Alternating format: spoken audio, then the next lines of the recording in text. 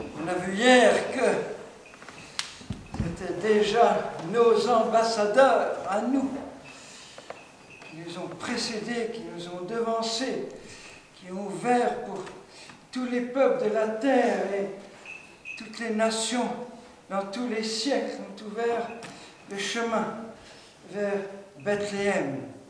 Et quelle grâce immense que le Seigneur a fait à Jeunesse Lumière, que dès la première année, dès JL1, il y a 35 ans, eh bien, nous étions déjà de 5 pays différents.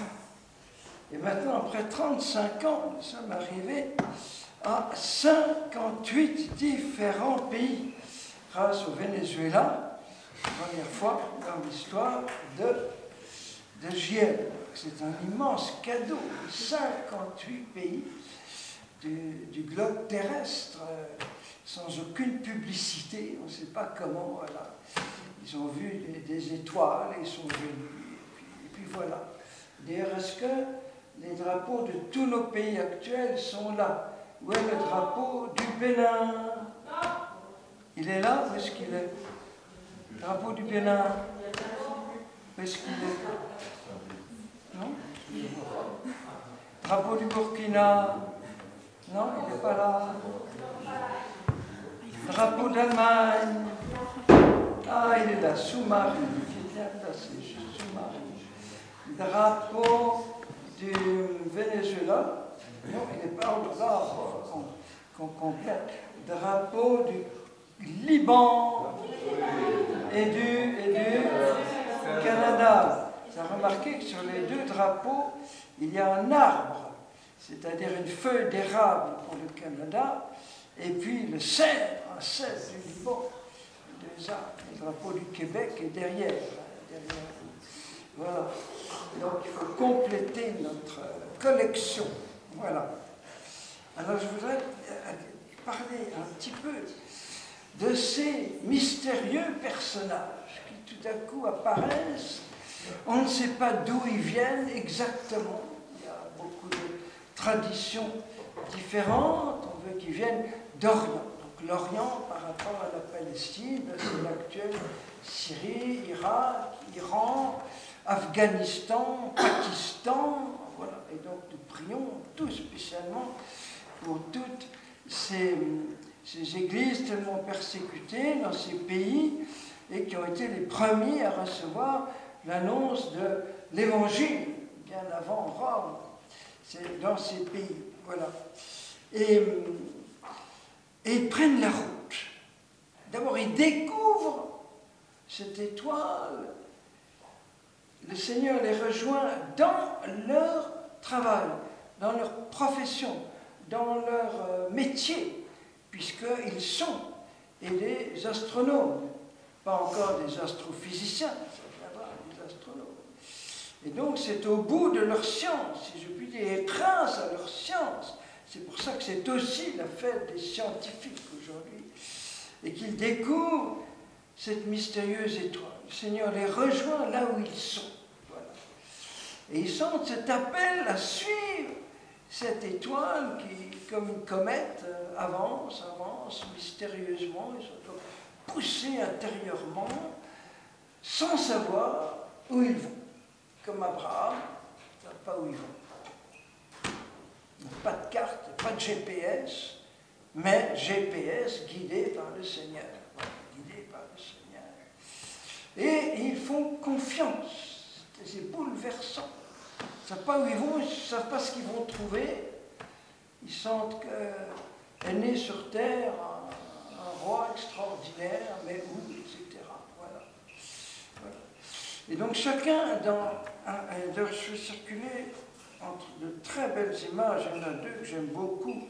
Une d'un peintre anglais admirable pour les jeux de lumière, et un autre où on voit toute cette caravane, parce que probablement qu'ils arrivent aussi avec leur caravane et leurs serviteurs. Là, c'est toute une escorte qui les accompagne.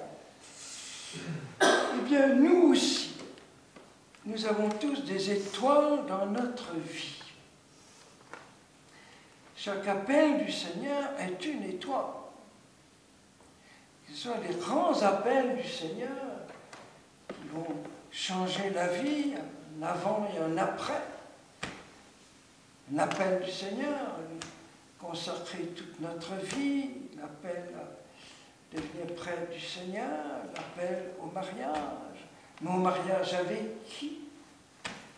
Et donc celui, celle que le Seigneur me prépare pour être mon époux, mon épouse, c'est une étoile qui apparaît quelquefois après longtemps, et tout à coup elle est là. Voilà.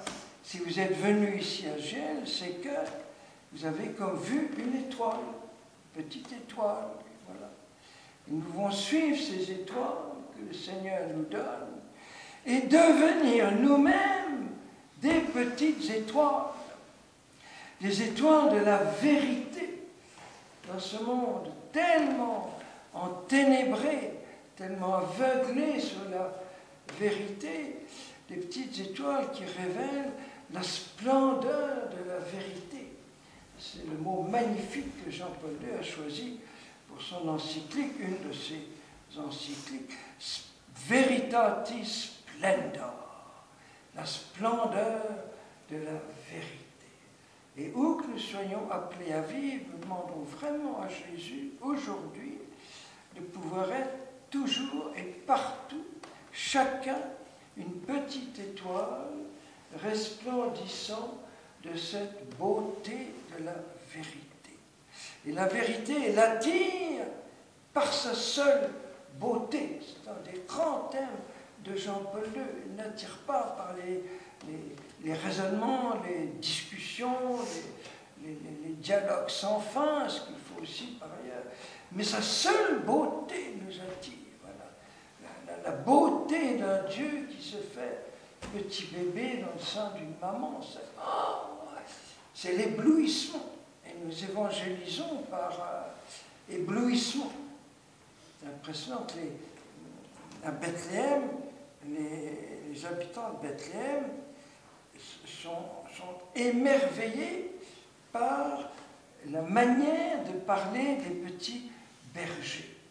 Voilà, ils ont attiré leur village à la petite grotte par émerveillement.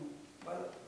Bon, on va aussi aller admirer ce que les bergers nous parlent avec tant d'enthousiasme, tant d'émerveillement.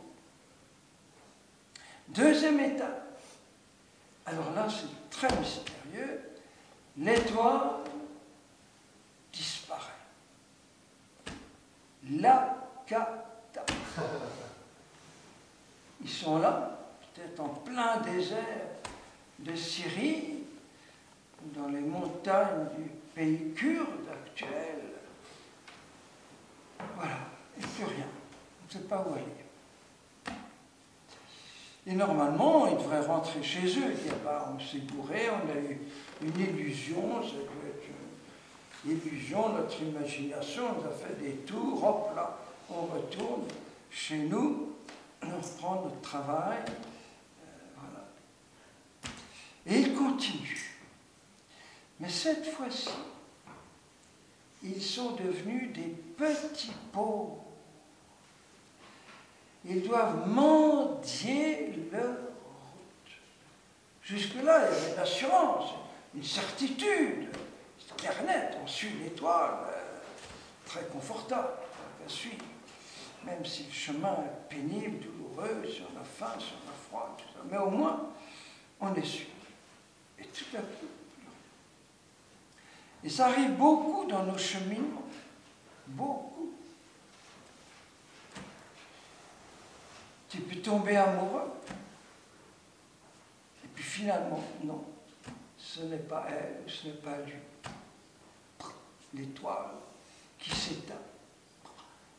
On va chercher une autre par rapport à la vie consacrée. Une semaine, sa vie consacrée, l'autre semaine, le mariage, une semaine, tac, tac, tac, tac, tac, tac, il y a le brouillard, il n'y a plus d'étoiles, on ne sait plus. Quelquefois, après des mois de belles certitudes, l'étoile s'éteint. Et on devient des petits pauvres. Et on doit mendier notre chemin. Et voilà ces rois, ces chefs d'État, ces grands scientifiques, dans les rues de Jérusalem. Est-ce que vous l'avez vu? Est-ce que vous avez entendu parler? Est-ce que la télé ne vous a pas parlé d'un roi qui serait né par ici? Non. Ah non, je ne connais pas, voilà. Et quand Gilles est allé à Rome pour la première fois en JL1, c'était pour le dimanche des Rameaux, pour la première JMJ de l'histoire, eh bien, on était un cortège de minibus et on s'est complètement perdu. On a mis 3 heures à trouver la toute petite ruelle dans la banlieue où on devait loger. Il n'y avait pas encore de GPS. Et donc on devait demander à tout le temps, tous les coins de rue. Puis vers minuit, il n'y avait plus personne dans les rues, plus personne à qui demander. Et finalement, on a trouvé le truc, on aurait dû y penser beaucoup plus tôt. On a tout simplement arrêté un taxi et l'un de nous a pris le taxi qu'évidemment on connaissait et nous a conduits. Voilà, c'était comme l'étoile. Mais pendant 3 heures, on était complètement découragés, on tournait en rond. Eh bien, les mages devaient recevoir un cœur d'enfant, un cœur de pauvre. Les bergers ont reçu leur cœur de roi, et les rois mages ont reçu leur cœur d'enfant. Voilà. Et ce qu'il y a de très beau, c'est qu'ils vont comme s'insérer dans toute la préparation du Seigneur, dans le peuple d'Israël, eux qui sont païens, eux qui n'ont rien à voir avec les Juifs, avec Israël. Eh bien, ils vont trouver Bethléem grâce aux prophètes, puisque justement les scribes, ils cherchent, et on trouve dans le livre de Michée, Bethléem, le Juda, tu n'es pas le plus petit où est-ce que c'est parti voilà.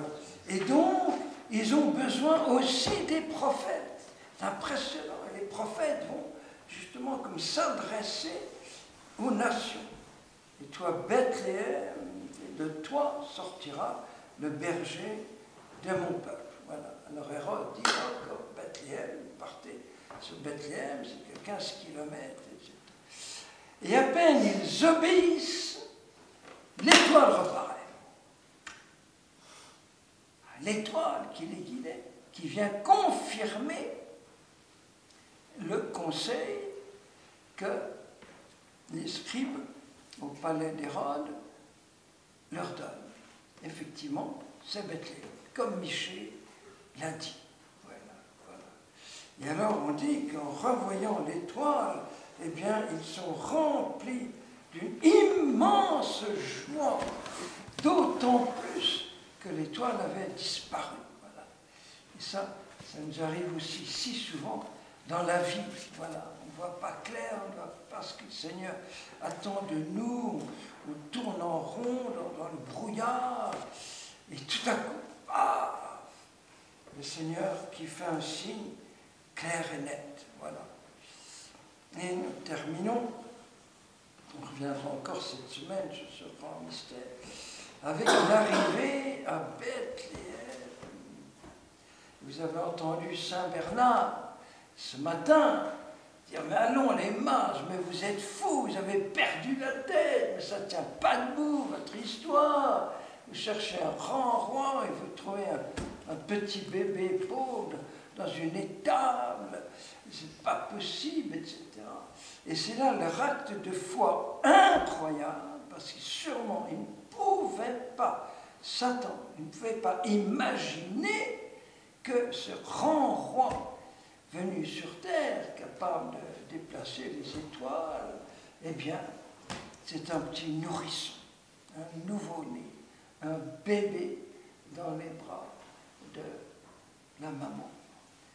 Et au lieu de repartir furieux, on nous a trompés, mais qu'est-ce que c'est ridicule, moi c'est complètement gouré, mais c'est pas possible, etc.